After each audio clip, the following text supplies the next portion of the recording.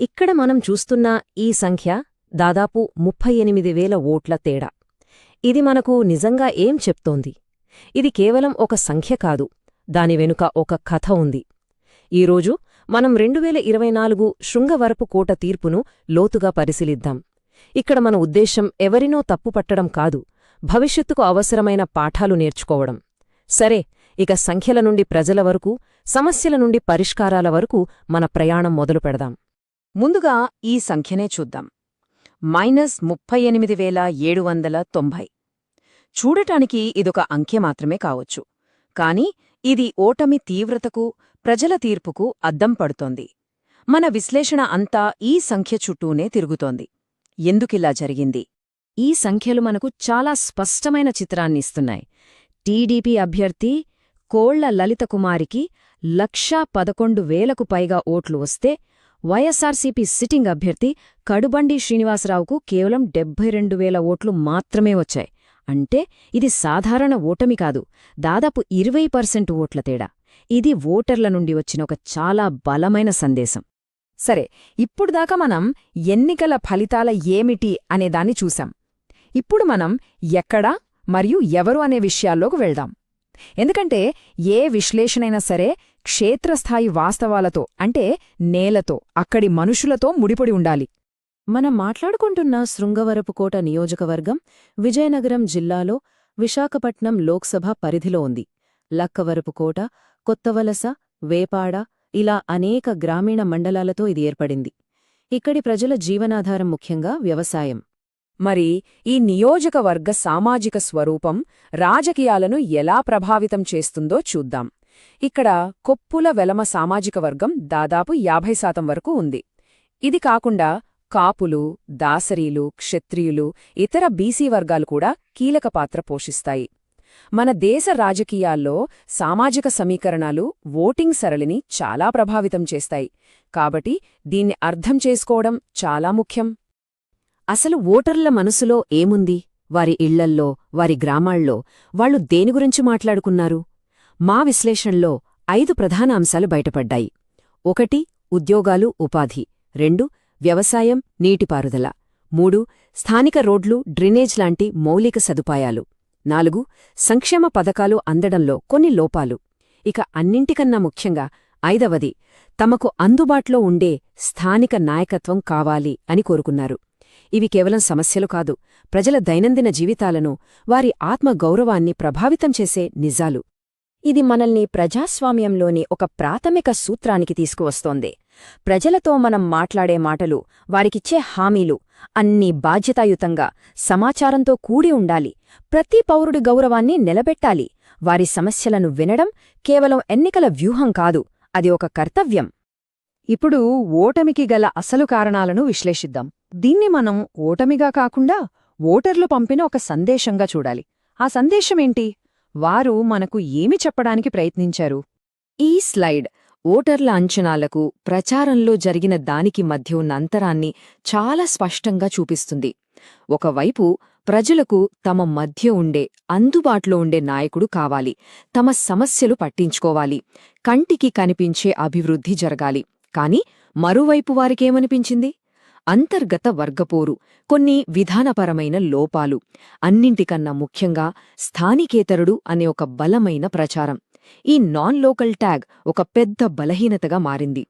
ఈ విశ్లేషణలో దొరికిన ఈ ఒక్క వాక్యం మొత్తం కథను చెబుతుంది.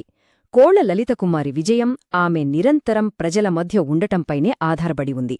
ప్రతి కుటుంబ కార్యక్రమంలో పాల్గొనడం, ప్రజా సమస్యలను తెలుసుకోవడం, ప్రజలతో మమేకమవ్వడం, క్షేత్రస్థాయిలో అందుబాటులో ఉండటం ఓటర్ల నమ్మకాన్ని ఎలా గెలుచుకుంటోందో చెప్పడానికి ఇంతకన్నా మంచి ఉదాహరణ లేదు. ఓకే, ఇప్పటిదాకా బయట ఏం జరిగిందో చూశాం. ఇప్పుడు మనం విశ్లేషణను అంతర్గతంగా, అంటే సంస్థాగతంగా చూద్దాం. ఈ ఫలితానికి దోహదపడిన వ్యవస్థలోని బలాలు, బలహీనతలు ఏంటి? ఒక రాజకీయ సంస్థను తీవ్రమైన పోటీ ఒత్తిడిలో కూడా నిజంగా బలంగా నిలబెట్టేదేమిటి? అది కేవలం డబ్బు, కార్యకర్తలు లాంటి వనరులా, లేక అంతకుమించి ఇంకేమైనా ఉందా?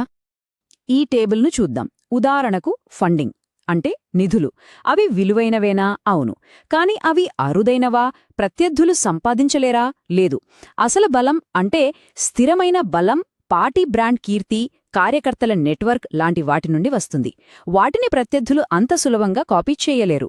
అంటే వనరులు ఉండటం ముఖ్యం కాదు, వాటిని సరిగ్గా ఉపయోగించుకునే వ్యవస్థను నిర్మించడం ఇంకా ముఖ్యం. ఇది మనల్ని ఒక కీలకమైన ఆలోచనకు తీసుకువస్తుంది. అదే డైనమిక్ కేపబిలిటీస్. అంటే ఒక సంస్థకు కేవలం బలం ఉంటే సరిపోదు, మారుతున్న పరిస్థితులకు అనుగుణంగా చురుకుగా మారగలగాలి. రాబోయే ముప్పును ముందుగానే పసిగట్టడం, వచ్చిన అవకాశాన్ని అందిపుచ్చుకోవడం, పోటీలో నిలబడటానికి తమ వ్యూహాన్ని మార్చుకోవడం, ఇదే అసలైన బలం. సరే, ఇప్పటివరకు మనం సమస్యను నిర్ధారించాం. ఇప్పుడు పరిష్కారం వైపు వెళ్దాం. నమ్మకాన్ని తిరిగి ఎలా నిర్మించుకోవాలి? సంస్థాగతంగా, రాజకీయంగా పునరుద్ధరణ కోసం ఒక స్పష్టమైన, ఆచరణీయమైన ప్రణాళిక ఏంటి? దీనినే మనం చతుర్ముఖ సిద్ధాంతం అని పిలుద్దాం. పునరుద్ధరణకు ఇది 4 అంచెల ప్రణాళిక. మొదటిది, శివుడిలాగా సంస్థలోని వర్గపోరులాంటి అంతర్గత సమస్యలను నాశనం చేయడం. రెండవది, విష్ణువులాగా మన బలాన్ని, అంటే కోర్ ఓట్ బేస్ను కాపాడుకోవడం. మూడవది, బ్రహ్మలాగా కంటికి కనిపించే అభివృద్ధి పనులతో కొత్త అవకాశాలను సృష్టించడం. నాలుగవది, దుర్గలాగా సాధించిన విజయాలను క్షేత్రస్థాయి రక్షణ వ్యవస్థతో కాపాడుకోవడం. మరి ఆచరణలో ఈ వ్యూహం ఎలా ఉంటుంది? ఉదాహరణకు, బలాన్ని కాపాడుకోవాలి అంటే సంక్షేమ పథకాలను వేగవంతం చెయ్యాలి, వైఎస్ఆర్ రైతు భరోసా చెల్లింపులు వేగవంతం చెయ్యడం, గృహలక్ష్మీ భత్యం టైంకి అందించడం, ఆరోగ్యశ్రీ క్యాంపులు పెట్టడం, ఇవన్నీ ప్రజలకు నేరుగా ప్రయోజనం చేకూర్చే పనులు. అయితే ఓటర్లతో సంప్రదించేటప్పుడు వారి డేటాను చాలా జాగ్రత్తగా, వారి గోప్యతకు భంగం కలగకుండా వారి సమ్మతితో వాడాలి. భారతదేశ డిపిడిపి చట్టం కింద ఇది కేవలం నియమమే కాదు, ఒక నైతిక బాధ్యత. డేటాను వ్యూహాత్మకంగా వాడటం ఎంత ముఖ్యమో పౌరుల హక్కులను గౌరవించడం కూడా అంతే ముఖ్యం. ఇవన్నీ మనల్ని ఈ నివేదిక యొక్క తుది, నిక్కచ్చైన సిఫారసుకు తీసుకొస్తున్నాయి.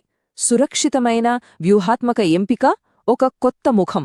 ఆ స్థానికేతరుడు అనే విమర్శను ఎదుర్కోవడానికి పార్టీ ఒక కొత్త, స్థానిక అభ్యర్థిని పరిగణించాలి. ఇది దీర్ఘకాలంలో పార్టీ మనుగడ కోసం కష్టమైనా సరే అవసరమైన నిర్ణయం. ఇప్పుడు మనం మన దృక్పథాన్ని ఇంకొంచెం విస్తృతం చేద్దాం. రాజకీయాల యొక్క అంతిమ లక్ష్యం అధికారం కాదు, పాలన. ఎన్నికల ప్రక్రియను పాలన బాధ్యతతో ఎలా అనుసంధానించాలి? బాగా గుర్తుంచుకోవాల్సిన విషయమేంటంటే, ఎన్నికలు ముగింపు కాదు, అవి మెరుగైన పాలన కోసం చేసే ఒక డేటా ఇంజనీరింగ్. ఈ ఆలోచనతో చూస్తే ఎన్నికల విశ్లేషణ అనేది మరింత సమర్థవంతమైన ప్రభుత్వాన్ని నిర్మించడానికి ఒక శక్తివంతమైన సాధనంగా మారుతుంది. చివరిగా ఒక ప్రశ్నతో ముగిద్దాం. ప్రజాతీర్పు కేవలం గడిచిన 5 ఏళ్ల పనితీరుకు ప్రతిబింబమా, లేక రాబోయే 5 ఏళ్ల భవిష్యత్తు కోసం ప్రజలు మనతో కుదుర్చుకున్న ఒక పవిత్రమైన ఒప్పందమా? ఈ ప్రశ్న నాయకత్వం, బాధ్యత గురించి మనల్ని ఆలోచింపజేస్తుంది. మీరు ప్రజలకు సేవ చేసే నాయకుడుగా ఎదగాలనుకుంటే మరియు మీ నియోజకవర్గాన్ని అభివృద్ధి పథంలో నడిపించాలనుకుంటే blueprintstrategies.ai సంప్రదించండి. mgr@blueprintstrategies.ai లేదా 08042041602కు కాల్ చేయండి. Purpose beyond politics.